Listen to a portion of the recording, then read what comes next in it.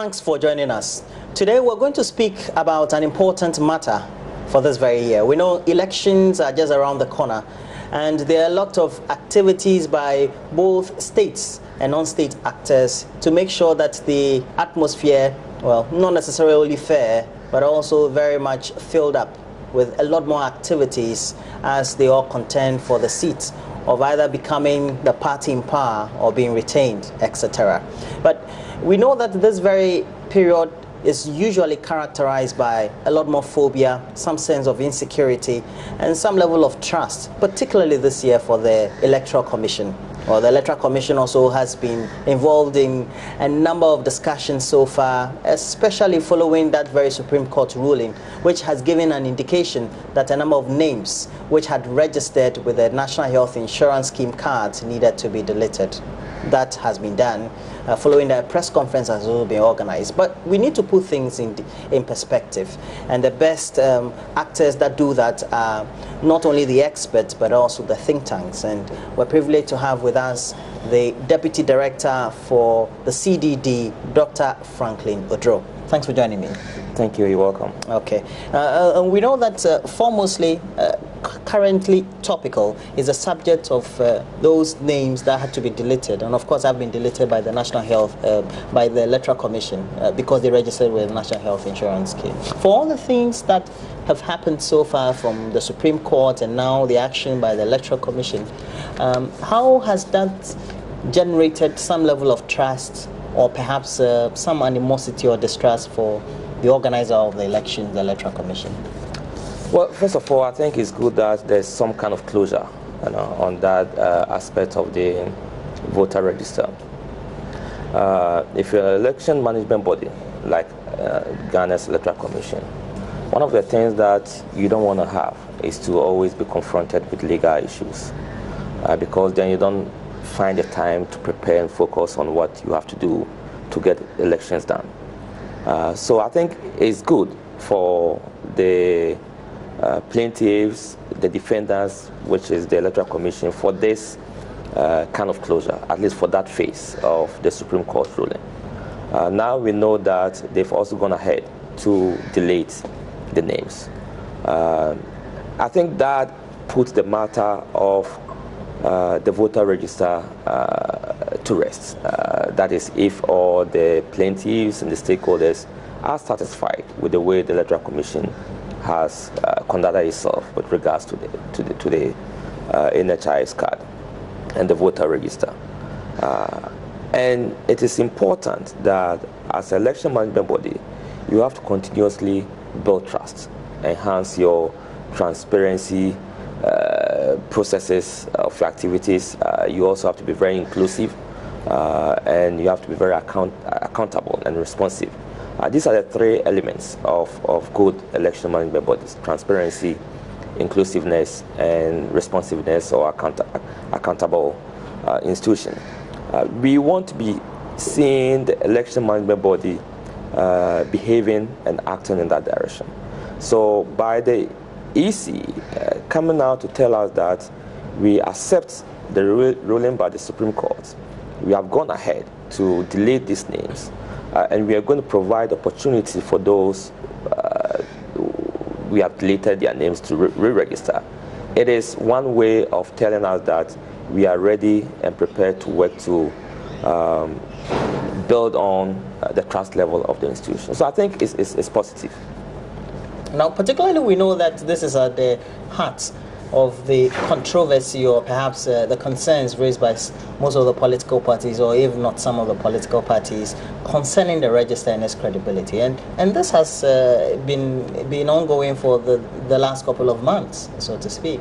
That very issue about the credibility of the voters register, how is it crucial or at the fulcrum of the whole electioneering and the argument about transparency and fair play, etc.?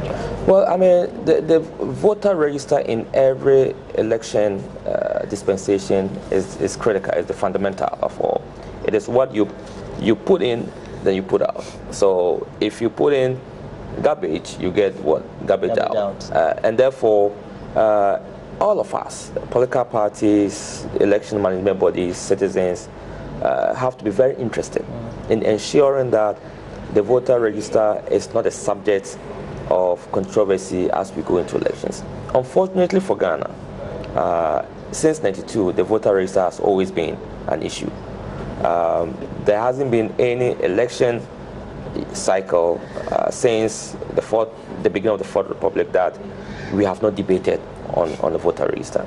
But I think the point that we need to make is that at every point in time, there is some broad consensus that, well, it may not be a perfect document, but we are ready and willing to work with. And I think that is how many societies have managed such issues. So for us, it is important that we come to that point and agree that, well, we probably would have demanded a lot more, but I think we are ready now to accept whatever document as we have to go into elections. Once you have all the main stakeholders, that's political parties, endorsing that, then I think we sort of know that we are not going to use the voter register as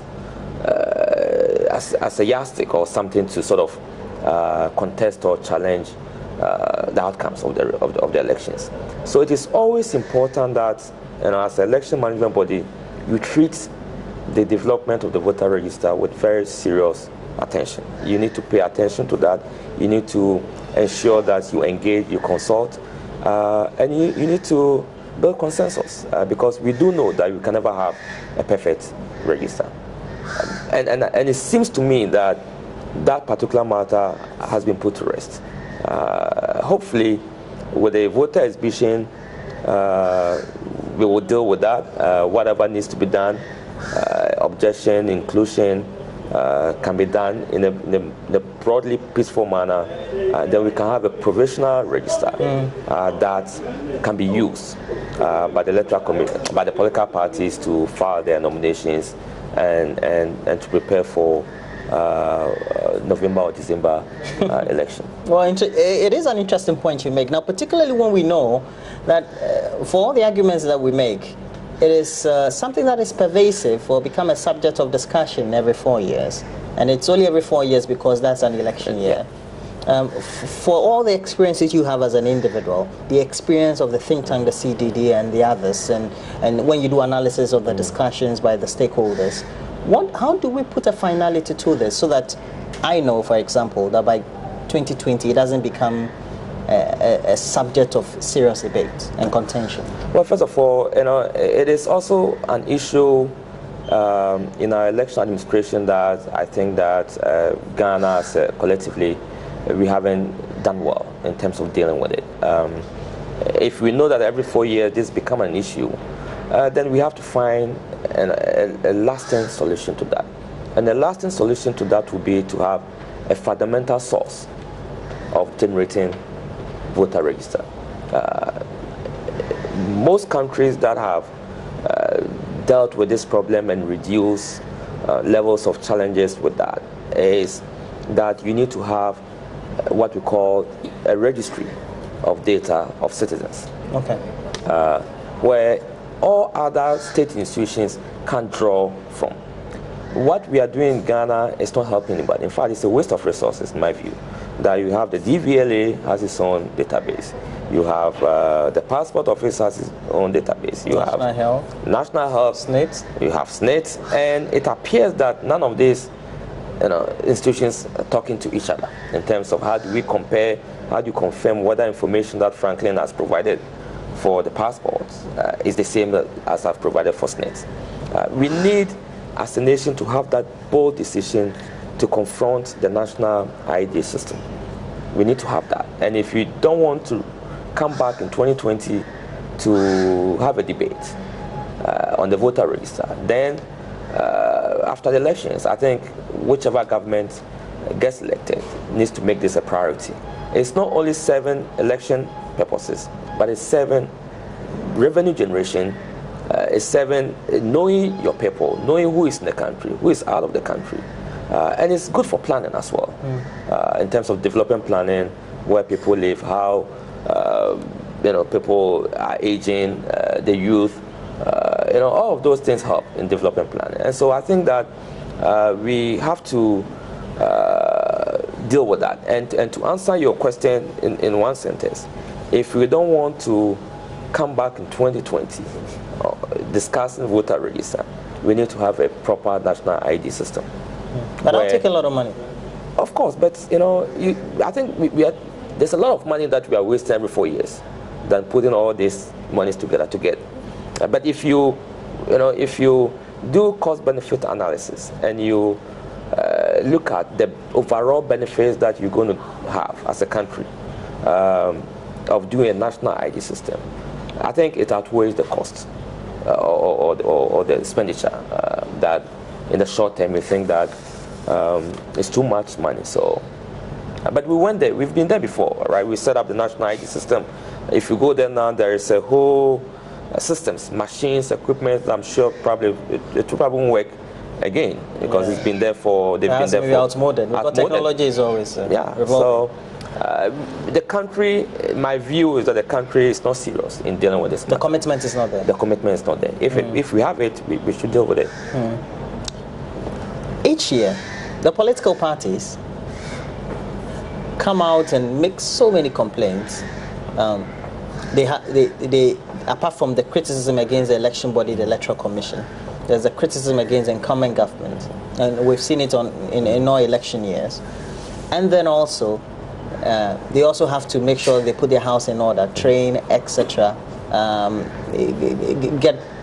Get some legitimate people who have the right expertise, etc. I'm positing this because when we had the election petition case in the Supreme Court in 2013, you got to find out there were many anomalies that really could have been pointed out, even though they were administrative electoral anomalies, if the political parties themselves were very much equipped or perhaps very much having the right resources to make sure they do so. How well should the parties be preparing, having hindsight, that we've been through this a number of times since 1992? No, I think, by and large, I will still argue that we are in an evolving phase of our political party development. Really? Yeah, I think so. Our political parties, we're still evolving. Our political parties are mainly election machines. They are not really institutional bodies that think beyond elections, broadly speaking. I think first of all, there are very few serious political parties in this country. The Electoral Commission has registered about 25, 26, but I think 60, 70% of those registered really are not parties. They just exist in the books, and I don't think that they should continue to exist anyway. But that's not my job to do. But those that are even serious, I think by and large they are more organized to win elections than to look at other processes of governance and development. So the question is to what extent that they learn along the way in our election processes, what lessons are they drawing in terms of what is working well, what is not working well, how can we advocate even if we lose election so that we don't wait to 4 years. And you're right, the 2013 petition exposed us to a lot of weaknesses in our administration. The point is that were the political parties aware of these lapses?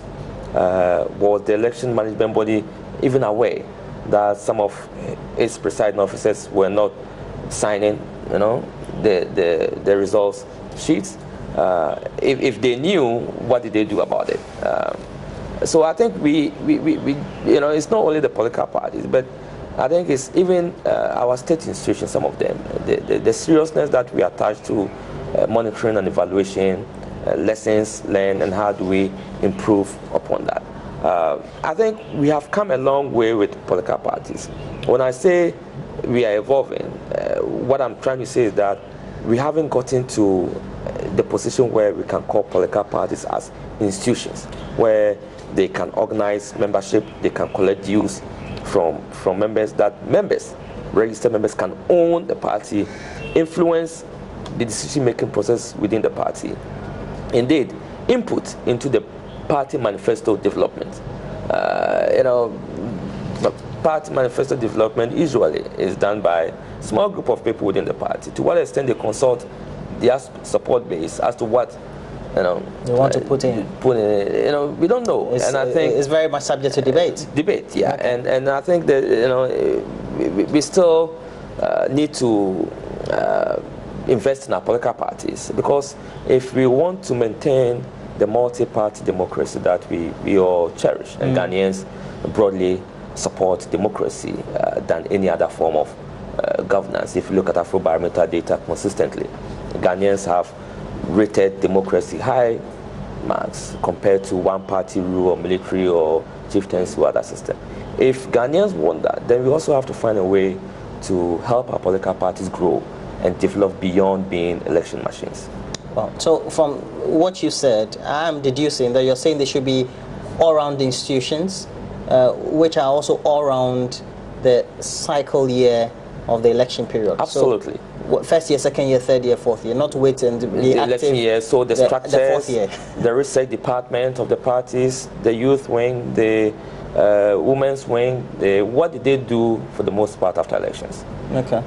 Let's ask ourselves. They are there, but what do they do? What do they do? Where or how can we learn from the best practices? Where are the best practices, and how can we learn from? Well, I mean, it's normally people don't want to point to the Western societies, but of course they have practiced this thing for a long time. We have parties from even Germany that have foundations.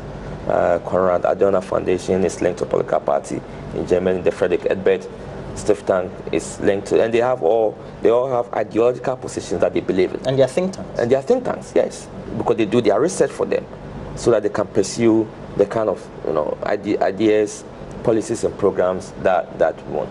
We can look into Germany, we can look into the United States, we can look even to the UK, but even in Africa here, we can still learn from one another. Although broadly speaking, I will argue that political parties in Africa generally are weak and are still developing. I think what we need to do to strengthen parties and for parties to strengthen their own structures, we know. We just have to be committed, and we just have to invest in that. But it also means that, well, in the best developed democracies, there's that level of tolerance and the ability of the general electoral population to discern, and the membership of the political party to be discerning enough. What is the inhibiting, or are the inhibiting factors for us to have a population which generally is not very much discerning, even though we're trying to get there? I think the problem, the way I see it, is that there's probably a disconnect between knowing your challenges, knowing what the problem is, and translating that into demanding accountability from your elected officials. I think Ghanaians generally know what their problems are, what they want government to do for them. Studies upon studies will tell you what Ghanaians' preferences are: unemployment, education, health. So we know. But I think the challenge that I can't really put my finger on now is how can we translate that to demanding accountability and responsiveness from our officials. In fact, elections remain one of the most fundamental vehicles for generating vertical accountability. Every cycle, 4 years or 5 years, depending on the country, is a test moment for parties, for government, for citizens either to renew their mandate based on performance or reject and try some other group else. Understanding what motivates Ghanaians or Ghanaian voters to vote is a very difficult thing to do, and we've tried to do several studies. One of the studies that we did recently, and I think we published, was Ghanaians thinking that for their MPs, an MP who can provide goodies and aid or school fees and stuff like that, some level of assistance is what they're looking for. So what it means that this voter knows that my problem is having quality education or having health, but the person wants to personalize it than looking at, is this person performing the way I wanted him or her to perform when he goes to Parliament? If he's not, can I vote him or her out and then try someone else? So what we are seeing is that even if this candidate is not, or this person is not performing, so long as every 4 years the person can come and provide some goodies to you, you are likely to vote for this person. And therefore, the genuine accountability sense that we are looking for, we are not realizing that. So then, if you do perhaps a general analysis since 1992, would you say we have the right kind of resources in leadership? The right kind of people? Well, I mean, human capital. Human capital too. Well, I think on the whole, I would rate as being mixed. It's a balance. I do think that we have. Does that have a reflection on the level of development? Of course, it does. If you put, how do we say that? If you put square pegs to round holes, you're not going to get the product that you want. I do think that this country has produced some quality, good leaders over the years, but at the same time, we have also produce some bad choices and bad officials that we probably have not put them at the right place to help in our developmental agenda. It's not only the Fourth Republic, but I think historically, since independence, we haven't gotten that balance right. But it is what it is. It's elections, people exercise their franchise, they say this is what we want. You cannot fault them. I think it's for us to do a lot more to educate citizens, for them to know what that power is. When you stand in a queue every 4 years to exercise your franchise, it's a powerful tool for elected officials to listen to you and to be very responsive to you and to be very accountable to your needs. That brings me to mind about each year the argument about incumbency abuse, and we've seen it since the Rawlings regime, which was the first as far as us getting into the Fourth Republican era is concerned up to now, and the perception that constantly that is done to the detriment of the other parties. How then do we see that as people who watch elections or watch our political space and the interactions that go on? No, it's a problem for our democracy. It's a problem for our election work and election administration. But again, it points back to what I said about even the voter register. You said that we have been doing this every 4 years. We have been complaining. We have been doing studies. CDD pioneered the first ever monitoring of abuse of incumbency study in 2004. And I can tell you, I was part of that study. I can tell you the kind of criticism that we received, threats from the party then in power in 2004. And we have since done it, last election, this time, led by the Ghana Integrity Initiative in a coalition form, is doing the same thing. What civil society think tanks can do, and we can do it well, is to continuously expose some of these deficits and weaknesses in our democracy and election processes. But it's for governments and institutions to take it up and reform the processes. But because parties benefit whenever they are in government, nobody wants to take the initiative. So we talked about it in 2004. Those in opposition at that time were happy to champion it. When they came to power, nobody did anything with it, and vice versa.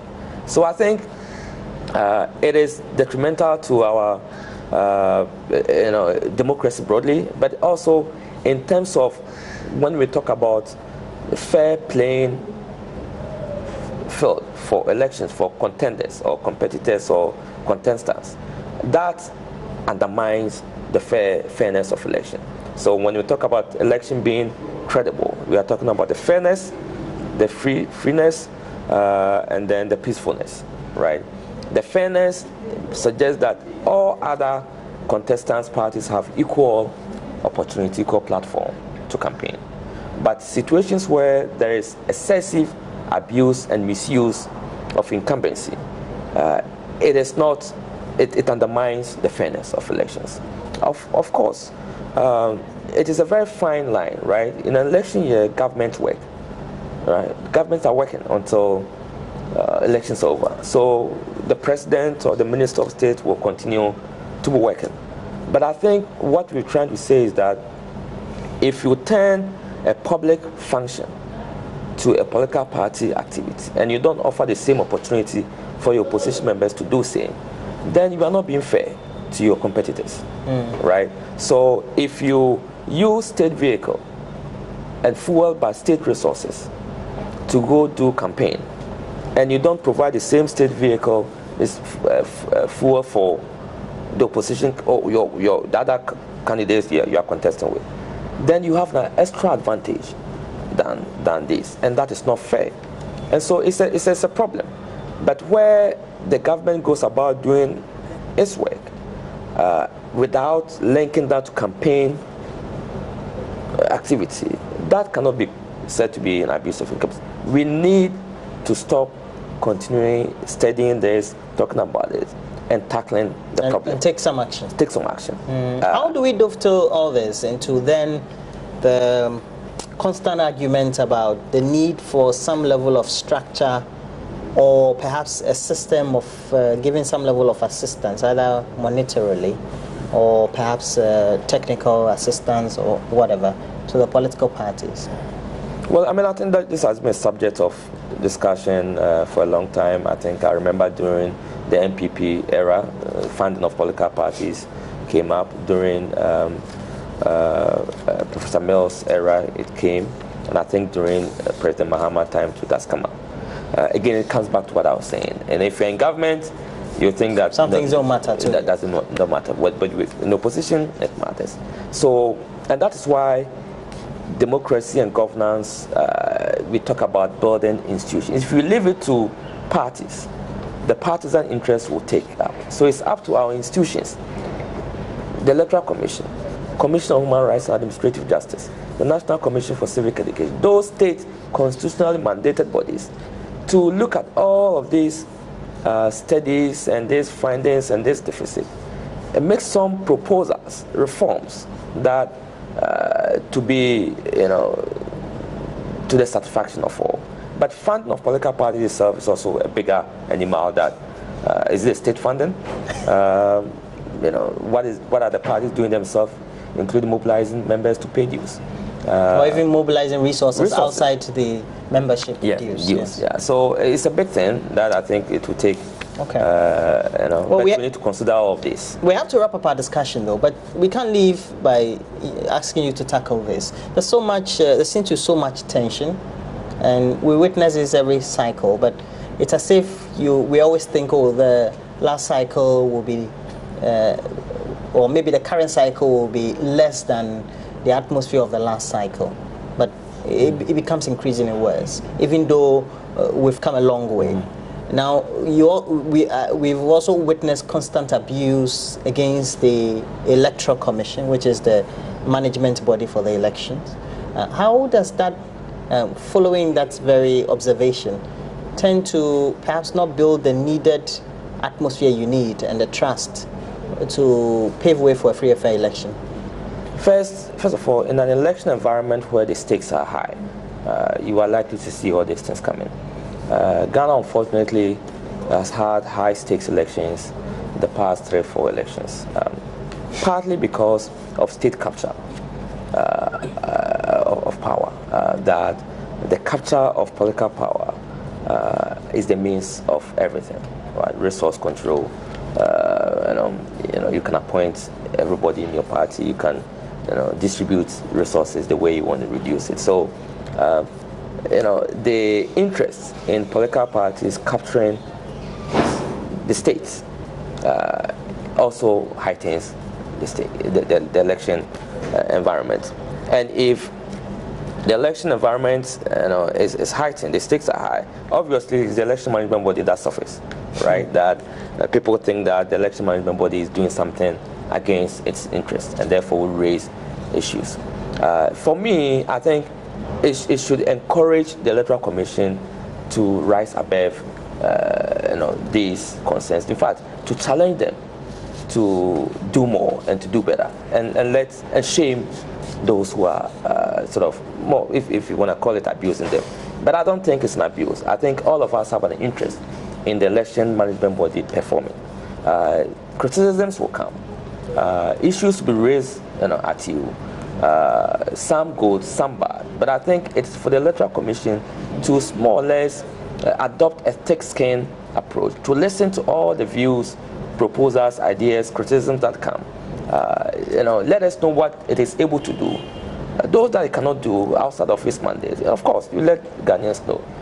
For me, what can help the Electoral Commission transcend all this will be three things, and I said it before: be more transparent in its work, be more inclusive in its approach by consulting, involving the stakeholders, civil society actors, be more accountable and responsive to the needs of citizens, and communicate clearly.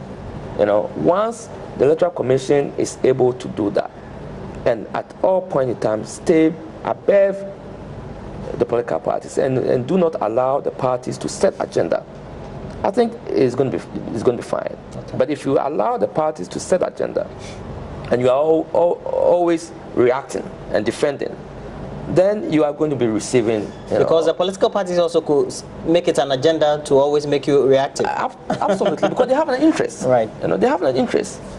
They have an interest to win.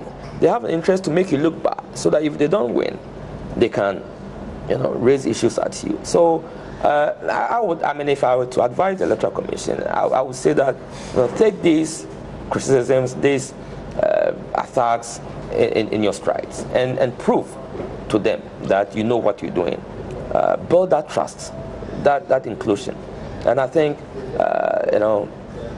once you create that transparent environment and people know what you're doing, the people will decide, and nobody will touch you.